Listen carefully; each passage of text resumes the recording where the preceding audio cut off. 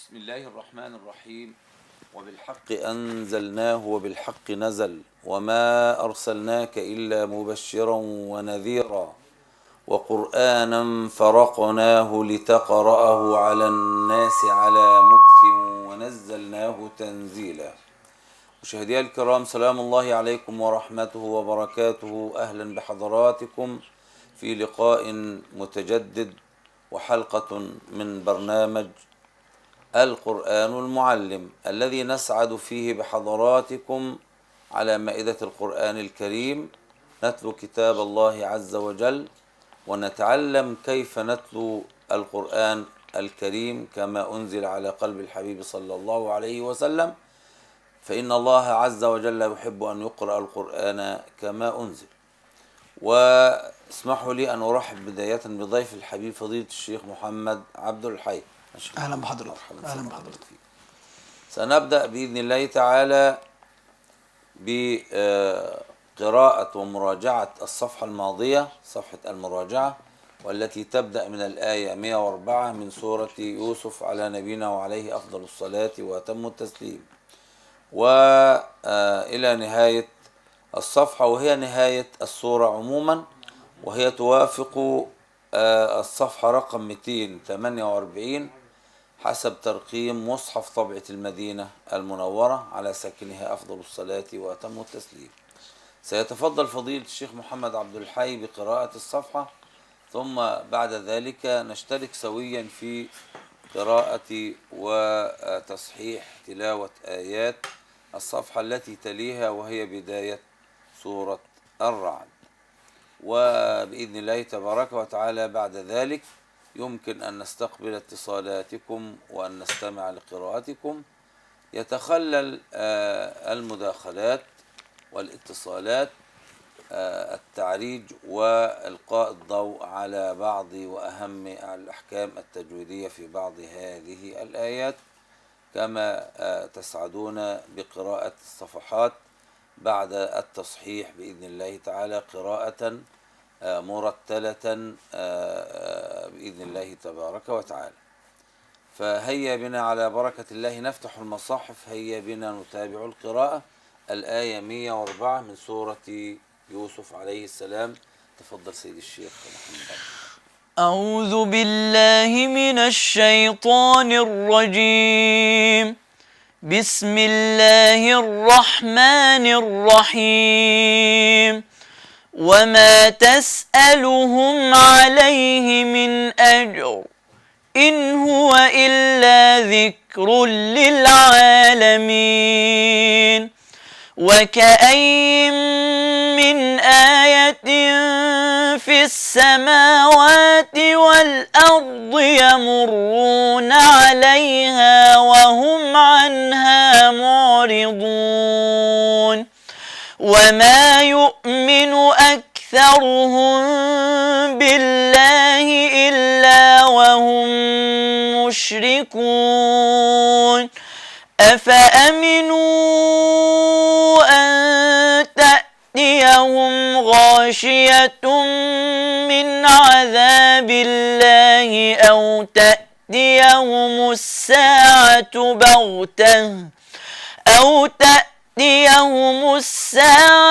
بغتة وهم لا يشعرون. قل هذه سبيلي أدعو إلى الله على بصيرة أنا ومن اتبعني وسبحان الله وما أنا من المشركين.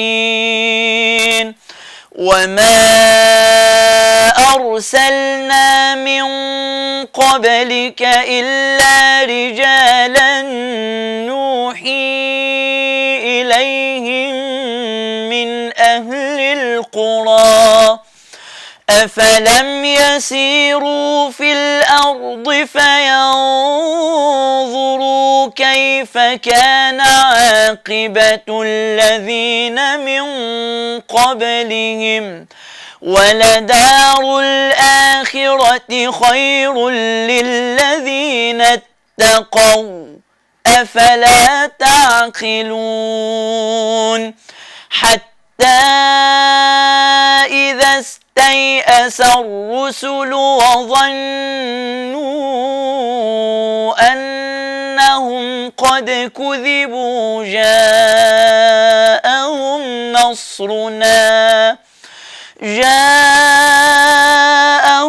نصرنا فنجي من نشاء ولا يرد بأسنا عن القوم المجرمين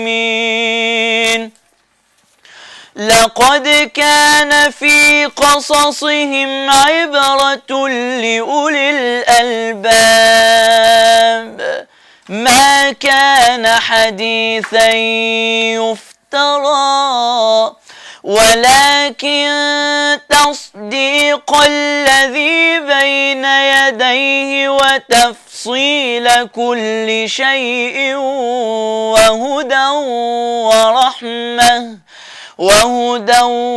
ورحمة لقوم يؤمنون. جزاك الله خيرا، أحسنت. والآن مشاهدينا الكرام هيا بنا نشترك سويا، أقرأ وترددوا خلفي مع فضيلة الشيخ محمد، ونسأل الله لنا ولكم التوفيق والسداد. بسم الله الرحمن الرحيم. بسم الله الرحمن الرحيم. ألف لام ميم را. ألف لام ميم را. تلك آيات الكتاب. تلك آيات الكتاب. والذي أنزل إليك من ربك الحق والذي أنزل إليك من ربك الحق ولكن أكثر الناس لا يؤمنون.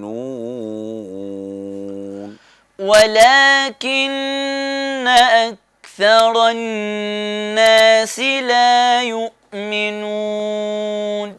الله الذي رفع السماوات بغير عمد ترونها. الله الذي رفع السماوات بغير عمد ترونها ثم استوى على العرش وسخر الشمس والقمر.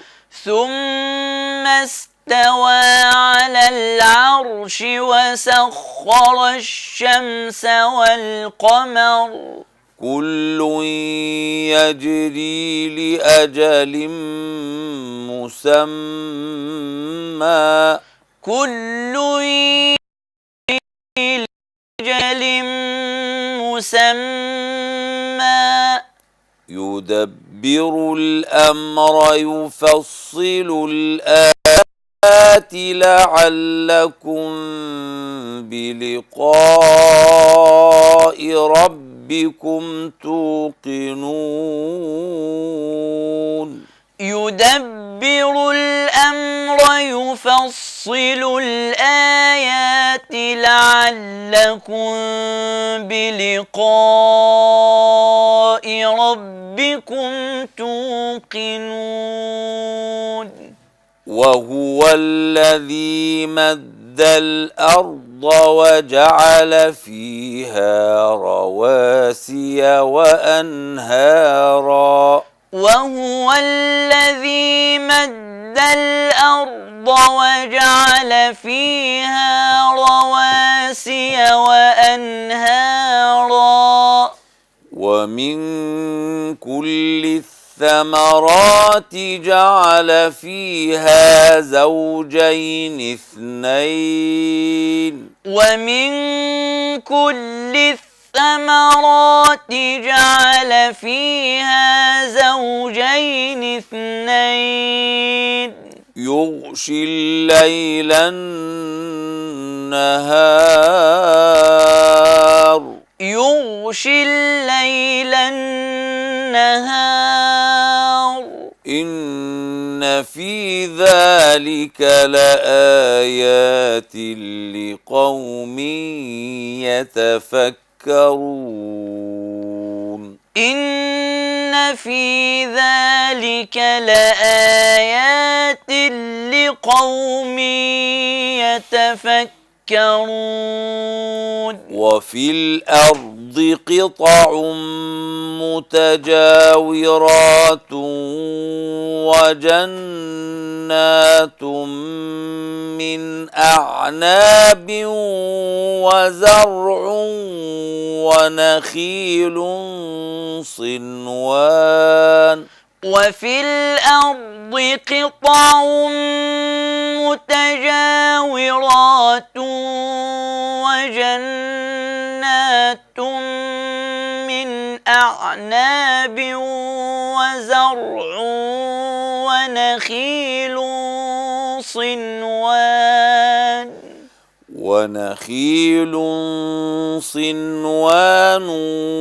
وغير صنوان يسقى بماء واحد ونخيل صنوان وغير صنوان يسقى بماء واحد ونفضل بعضها على بعض في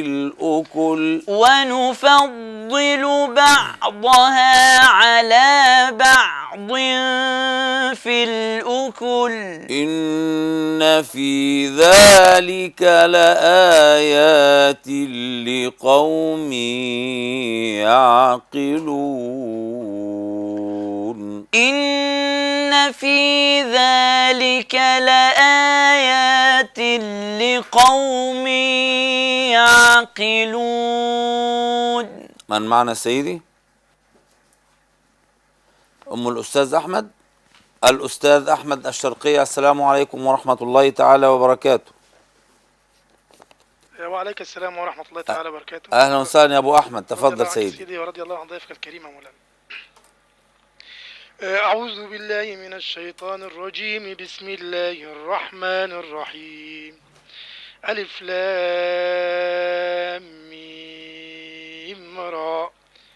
تلك آيات الكتاب والذي أنزل إليك من ربك الحق ولكن أكثر الناس لا يؤمنون. الله الذي رفع السماوات بغير عمد ترونها ثم استوى على العرش وسخر الشمس والقمر كل يجري لأجل مسمى يدبر الأمر يفصل الآيات لعلكم بلقاء ربكم توقنون. وهو الذي مد الأرض وجعل فيها رواسي وأنهارا ومن كل الثمرات جعل فيها زوجين اثنين يغشي الليل النهار إن في ذلك لآيات لقوم يتفكرون. وفي الأرض قطع متجاورات وجنات من نخيل من أعناب وزروع وجنات من أعناب. وفي الأرض قطع متجاورات وجنات من أعناب وزرع ونخيل صنوان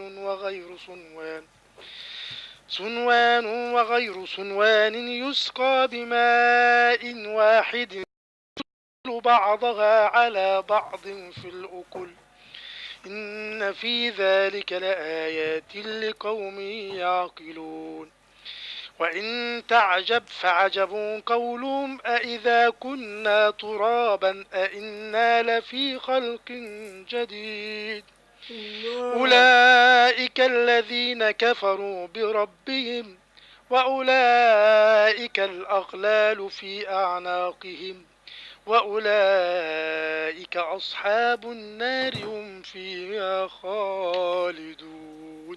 جزاك الله خيرا أستاذ أبو أحمد، أحسنت وبارك الله فيك. نخلي بالنا وإن تعجب فعجب، الباء ينقصها القلقلة كي تظهر إظهارا كاملا، فهي مظهرة على قراءة أو رواية حفص عن عاصم. طيب توكل على الله. بقي هذه الآية أقرأها على حضراتكم. أعوذ بالله من الشيطان.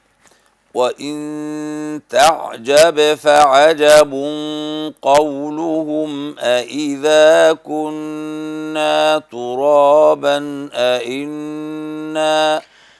أإنا لفي خلق جديد. طب تاني. وإن تعجب فعجب قولهم أإذا كنا ترابا.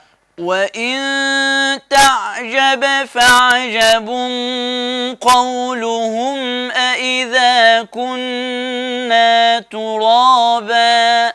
فعجب قولهم أإذا كنا ترابا أإنا لفي خلق جديد. فعجب قولهم أإذا كنا ترابا أإنا لفي خلق جديد. أولئك الذين كفروا بربهم. أولئك الذين كفروا بربهم. وأولئك الأغلال في أعناقهم.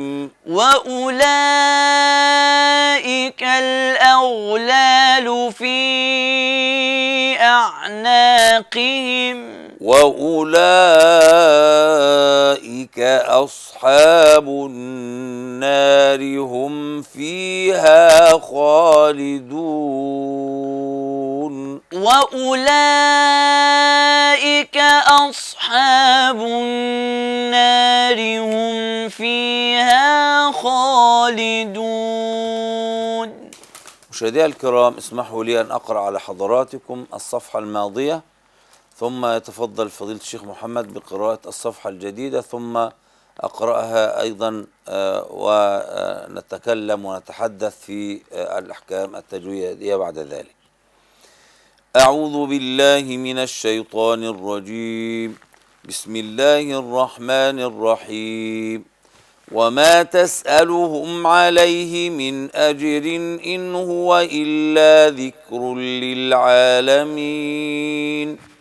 وكأي من آية في السماوات والأرض يمرون عليها وهم عنها معرضون.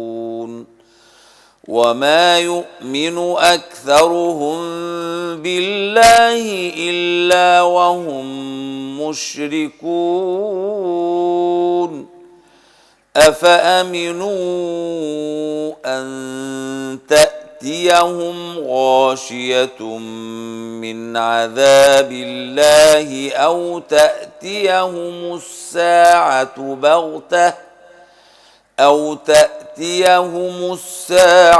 بغتة وهم لا يشعرون. قل هذه سبيلي أدعو إلى الله على بصيرة أنا ومن اتبعني وسبحان الله وما أنا من المشركين. وما أرسلنا من قبلك إلا رجالا نوحي إليهم من أهل القرى أفلم يسيروا في الأرض فينظروا كيف كان عاقبة الذين من قبلهم ولدار الآخرة خير للذين اتقوا أفلا تعقلون. حتى إذا استيأس الرسل وظنوا أنهم قد كذبوا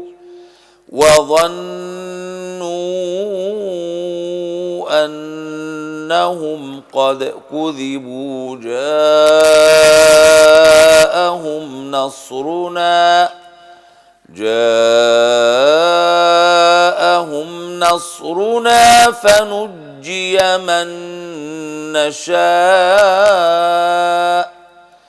ولا يرد بأسنا عن القوم المجرمين. لقد كان في قصصهم عبرة لأولي الألباب ما كان حديثا يفترى ولكن تصديق الذي بين يديه وتفصيل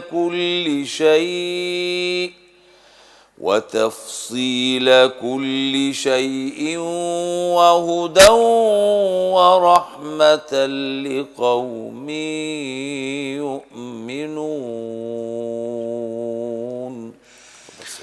بسم الله الرحمن الرحيم. ألف لام ميم را. تلك آيات الكتاب والذي أنزل إليك من ربك الحق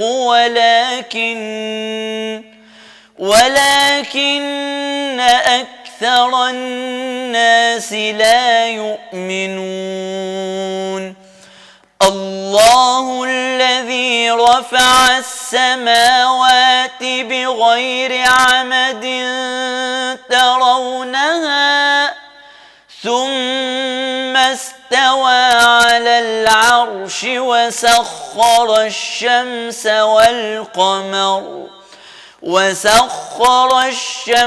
والقمر كل يجري لأجل مسمى يدبر الأمر يفصل الآيات لعلكم بلقاء ربكم توقنون. وهو الذي مد الأرض وجعل فيها رواسي وأنهارا ومن كل الثمرات جعل فيها زوجين اثنين يغشي الليل النهار إن في ذلك لآيات لقوم يتفكرون. وفي الأرض قطع متجاورات وجنات من أعناب وزرع ونخيل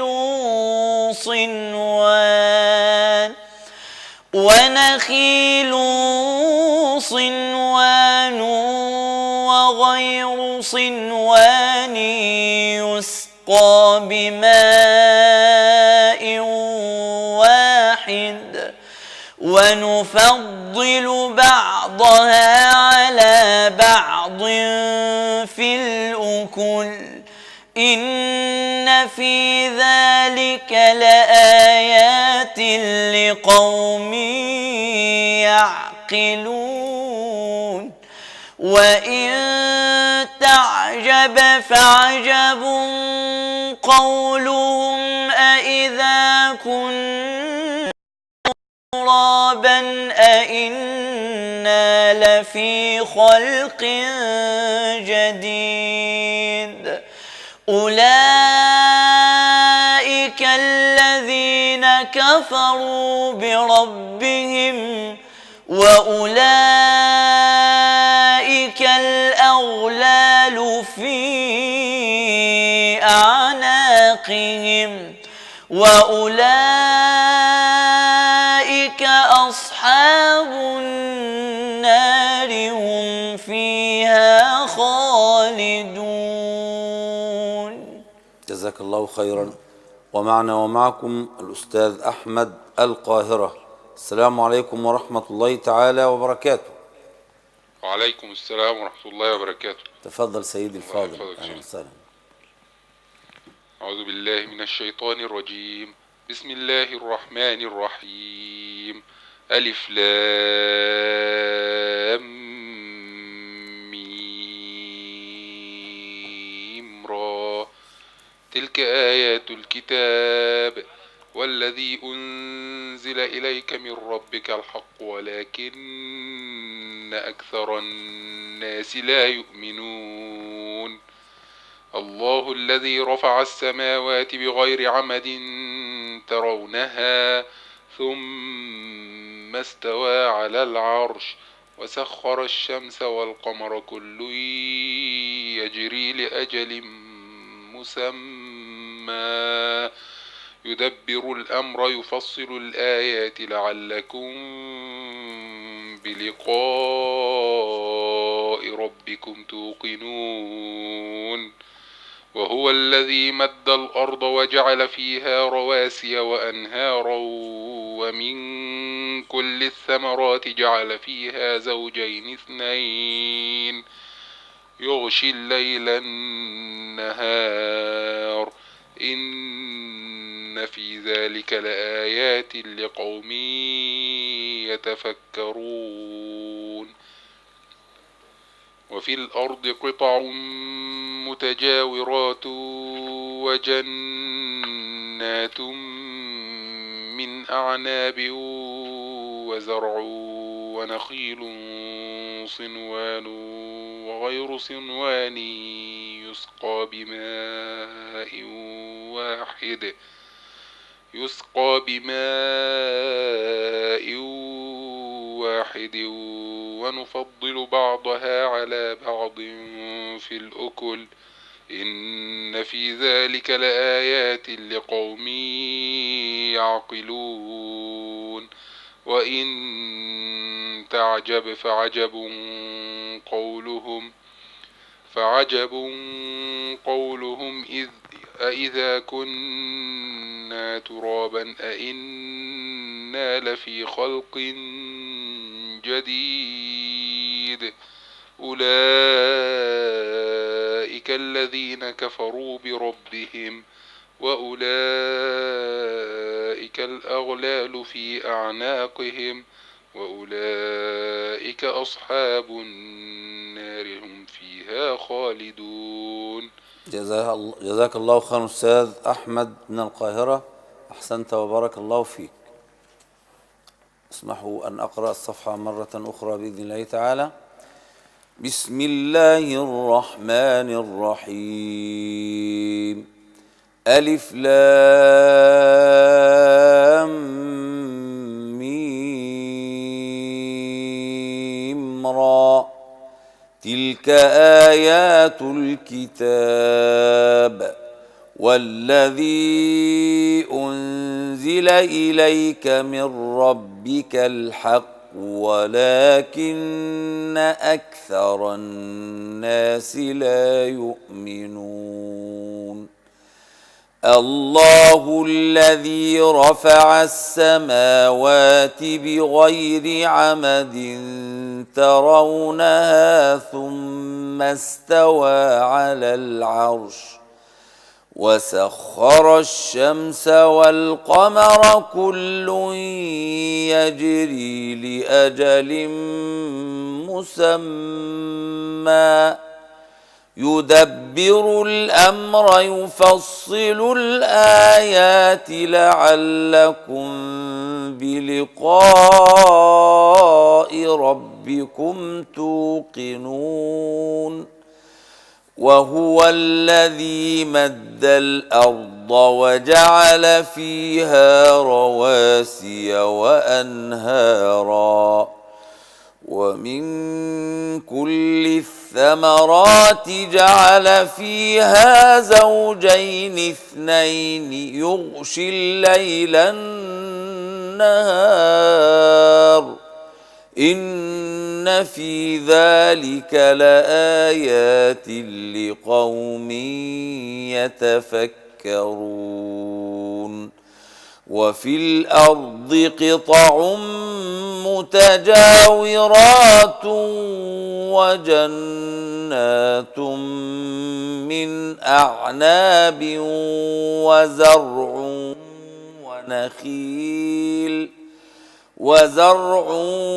ونخيل صنوان وغير صنوان يسقى بماء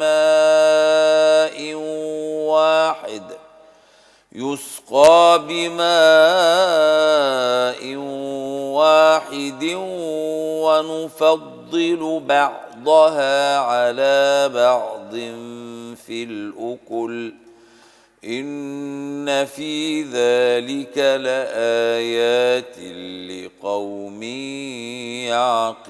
يعقلون. وإن تعجب فعجب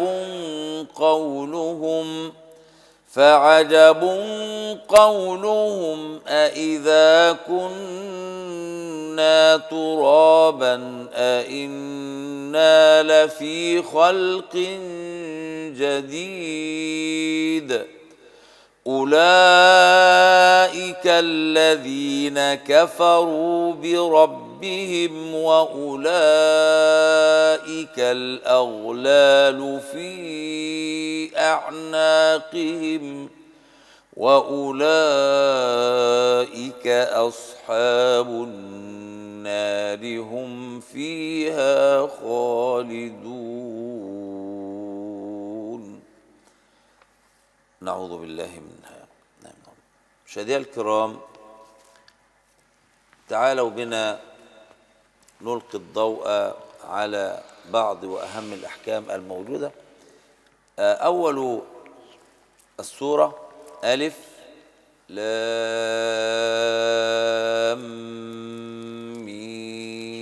ميم را.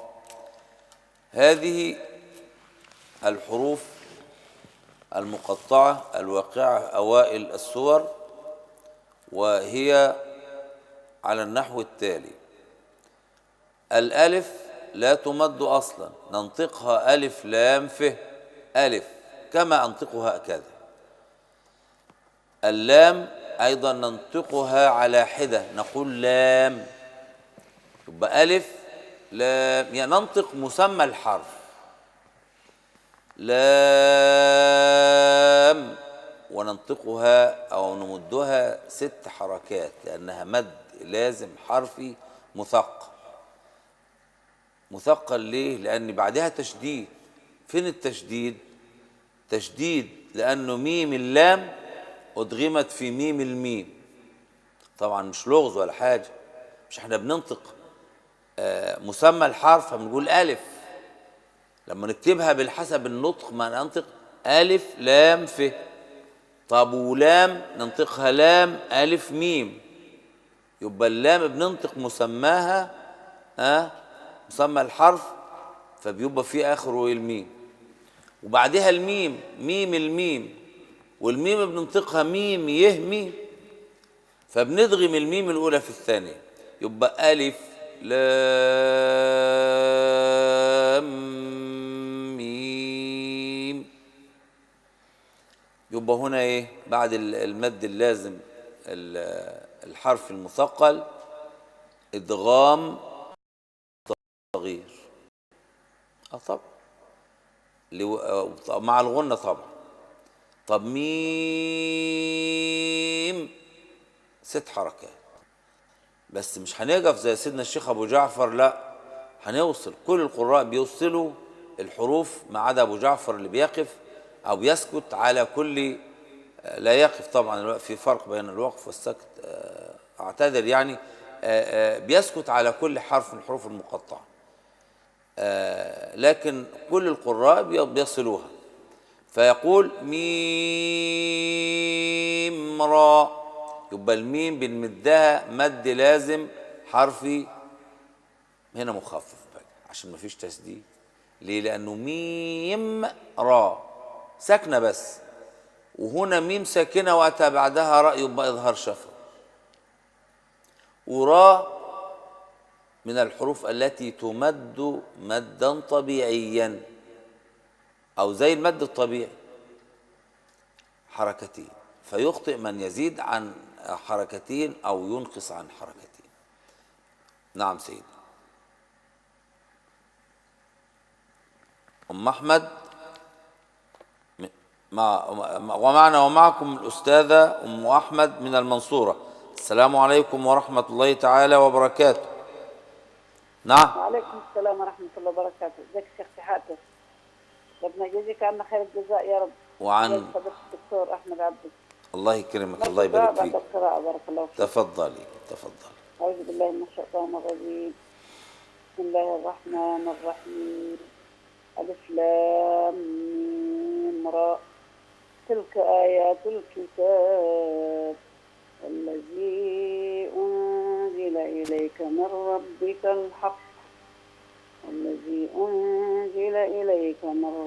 الحق ولكن أكثر الناس لا يؤمنون. الله الذي رفع السماوات بغير عمد ترونها ثم استوى على العرش وسخر الشمس والقمر كل يجري لأجل مسمى يدبر الأمر يفصل الآيات لعلكم بلقاء ربكم توقنون. وهو الذي مد الأرض وجعل فيها رواسي أنهارا ومن كل الثمرات جعل فيها زوجين اثنين يغشي الليل النهار إن في ذلك لآيات لقوم يتفكرون.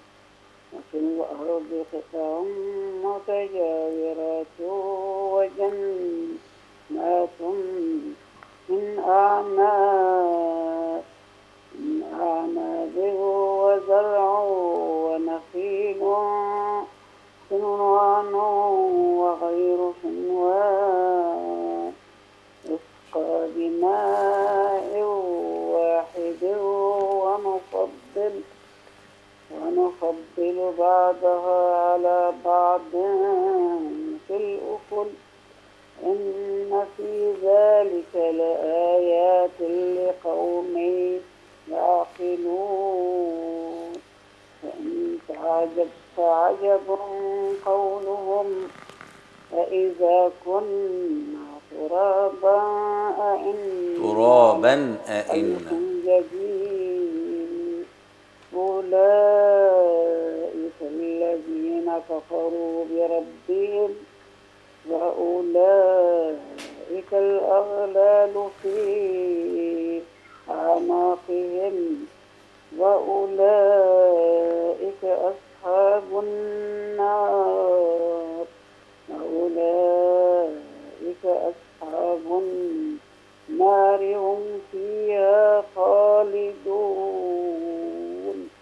جزاك الله خيرا يا أم محمد.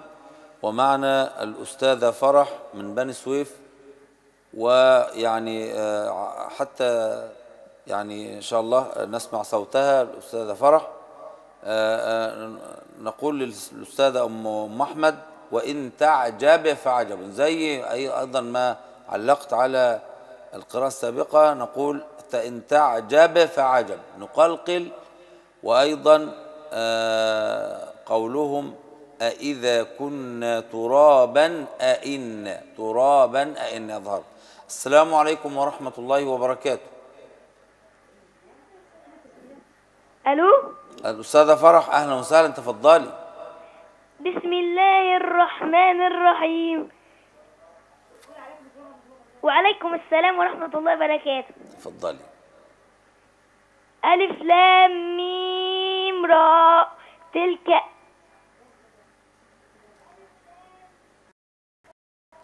تلك آيات الكتاب والذي أنزل إليك من ربك الحق ولكن أكثر الناس لا يؤمنون.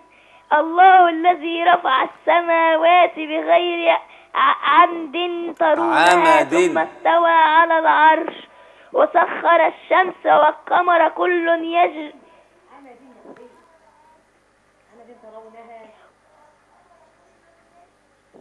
لأجل مسمى يدبر الأمر يفصل الآيات لعلكم بلقاء ربكم توقنون.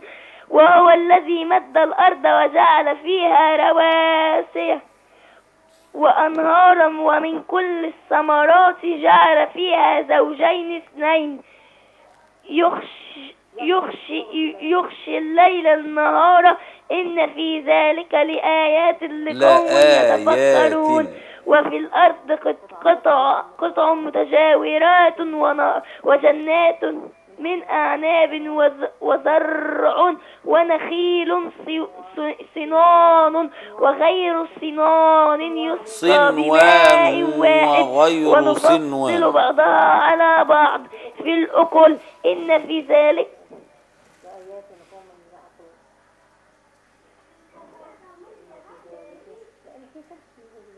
في ذلك لآيات لقوم يعقلون. وإن تعجب فعجب قولهم أإذا كنا ترابا أإنا لفي خلق جديد إنا لفي خلق جديد أإنا. نعم. بس يا سيدي. أولئك الذين كفروا بربهم وأولئك الأغلال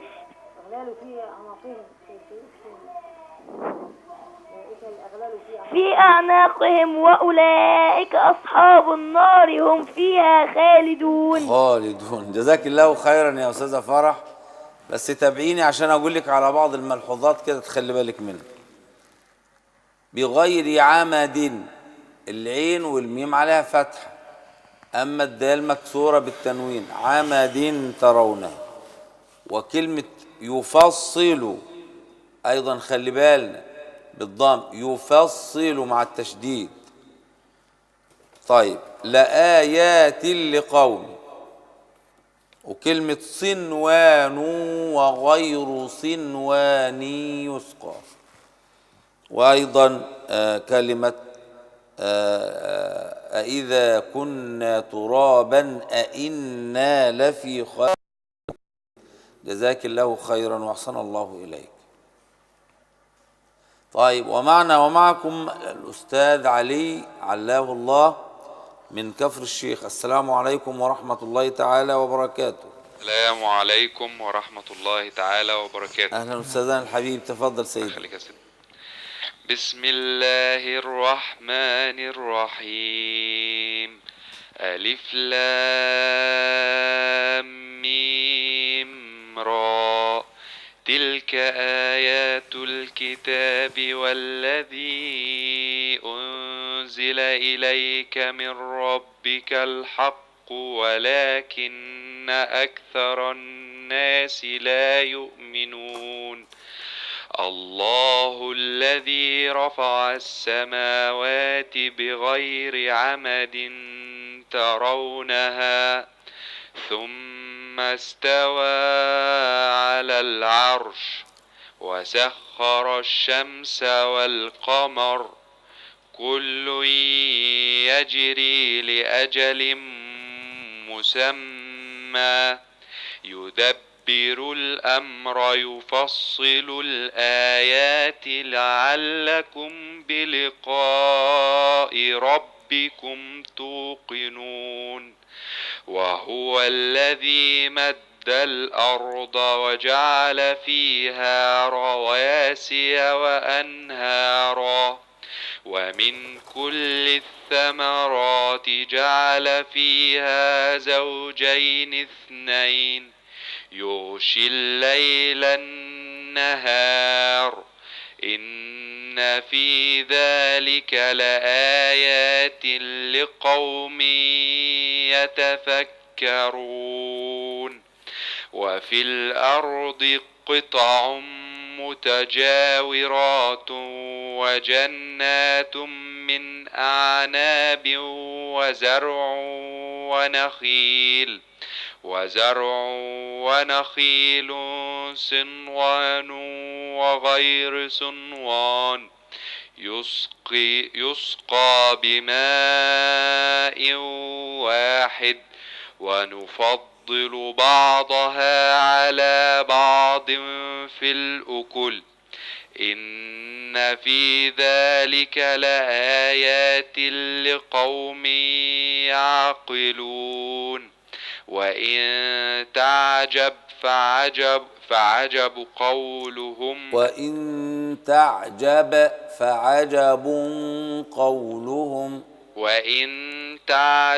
فعجب قولهم أإذا كنا ترابا أإنا لفي خلق جديد أولئك الذين كفروا بربهم وأولئك الأغلال في أعناقهم وأولئك أصحاب النار هم فيها خالدون. جزاك الله خيرا أستاذ علي، جزاك الله خيرا وأحسن الله إليك. طيب نكمل الكلام في ألف لام ميم را. يبقى ذكرنا ألف لا مد فيها، لام تمد مدا لازما مد لازم حرفي مثقل للتشديد بعدها، ثم نمد الميم أيضا 6 حركات لأنها مد لازم حرفي مخفف، وندغم الميمين ميم اللام مع في ميم الميم مع الغنة، وراء نمدها مدا طبيعيا. طيب الحروف المقطعة في أوائل السور باختصار يا سادة عشان يبقى الموضوع مكتمل، ليها أحوال، إما أن تكون على حرف زي صاد قاف نون، ومنها ما يكون على حرفين زي مثلا إيه حاميم طا سين وما شابه ذلك، ومنها ما هو على 3 أحرف زي ألف لام ميم أو ألف لام را أو طا سين ميم، ومنها ما هو على 4 أحرف ودي في موضعين 2 فقط، بداية سورة الأعراف وبهذه السورة ألف لام ميم صاد وألف لام ميم را. وهناك على 5 أحرف وهي أعلى حاجة، وهي في خاتمتي مريم والشورى كاف ها يا عين صاد حاء ميم عين سين قاف. نعم سيدي. الحاجة بهية زهية. طيب زكية. الحاج. طيب ماشي. السلام عليكم ورحمة الله تعالى وبركاته.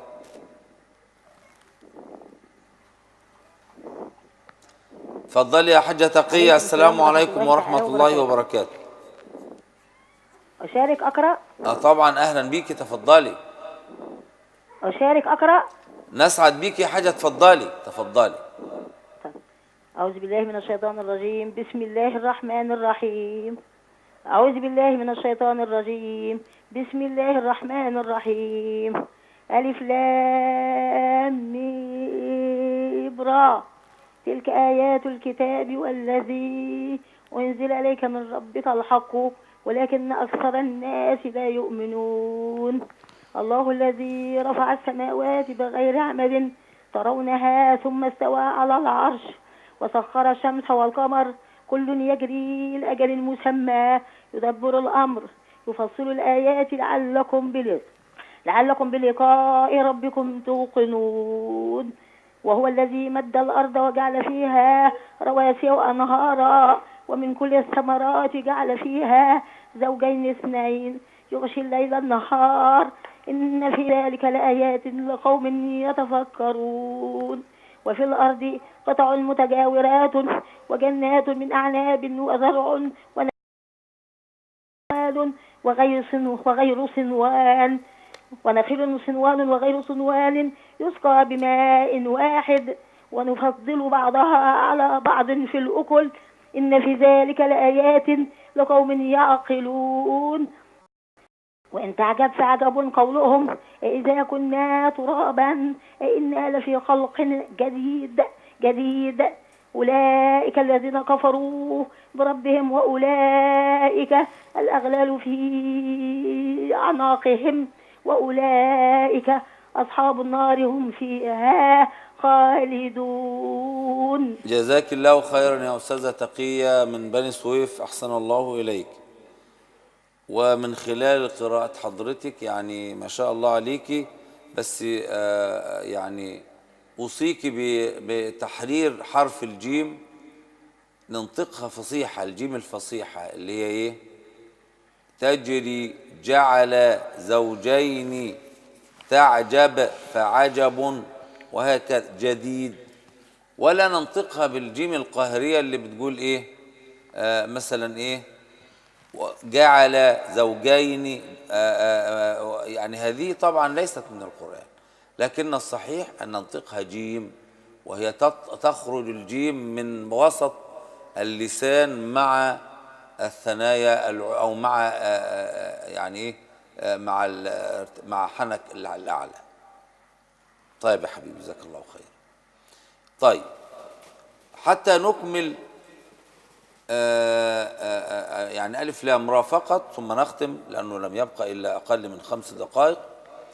يبقى الألف يبقى بتنقسم أحكام الحروف المقطعة إلى حروف لا تمد أصلا، وهي اللي قلنا الألف من ألف لام ميم وألف لام را وهكذا.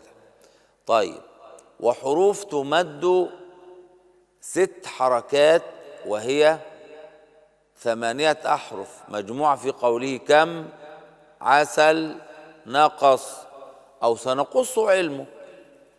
يبقى ال8 حروف دول بيمدوا مدا لازما بمقدار 6 حركات، ولكن منهم حرف يجوز فيه 6 ويجوز فيه 4، وهو حرف العين في فاتحتي مريم والشورى. يبقى دي الحكم الثالث. يبقى حروف تمد، حروف لا تمد اللي هي ألف، وحروف تمد 6 حركات سنقص علمك. العين يجوز فيها وجه تاني بالإضافة إلى 6 حركات، وهو إيه؟ التوسط 4. الحكم الأخير وهو حروف تمد مدا طبيعيا، وهي الحروف ال5 الموجودة في قوله حي طهر، الحاء والياء والطاء والهاء والراء. والحاء طبعا في حاميم، والياء في ياسين أو كاف هاء عين صاد، والطاء في طه، والهاء أيضا في طه أو في كاف هاء. طيب والراء في ألف لام راء أو ألف لام ميم راء. يبقى كده عرفنا بأن الحروف المقطعة في أول السور أحكامها إما أن تكون حروف لا تمد وهي الألف، حروف تمد 6 حركات، حروف سنقص علمك. العين يجوز فيها غير ال6، يجوز فيها 4 توسط. حروف تمد مدا طبيعيا حركتين وهي حي طهر. أشكركم على حسن المشاهدة والمتابعة. أشكر ضيفي الحبيب طبعا فضيلة الشيخ محمد عبد الحي، جزاك الله خيرا سيدنا الشيخ. وأشكر طاقم العمل الأستاذ محمد حمودة، الأستاذ أحمد البحراوي، الأستاذ مصطفى السعيد، الأستاذ ياسين محفوظ، الأستاذ السيد البيلي، وخلف الكاميرات الأستاذ الحبيب محمد عمارة. وأشكر الأستاذ الدكتور عبد الله عبد الدام مدير القناة. كما أقدم خالص الشكر والتقدير لصاحب الفضيلة أستاذنا الحبيب الدكتور أحمد عبد عوض، وأسأل الله أن يبارك فيه ويمنحه القبول، وأن يعطيه الصحة والعافية، وأن يبارك فيه وفي علمه وفي عمله وفي عمره، وأن يبارك في أهله، وأن يبارك في كل أحبابنا العاملين معنا في قناة الفتح للقرآن الكريم والسنة، وألا يخفض لهما صوتا، وألا يطفئ لهما نورا، وأن تظل نافذة الفتح بنافذتيها منارة للعالم كله بإذن الله تبارك وتعالى، لتكون تفتح العالم للإسلام. إلى أن نلقاكم بإذن الله تعالى في حلقات أخرى، نترككم في رعاية الله وأمنه. دمتم في طاعة الله. سلام الله عليكم ورحمته وبركاته.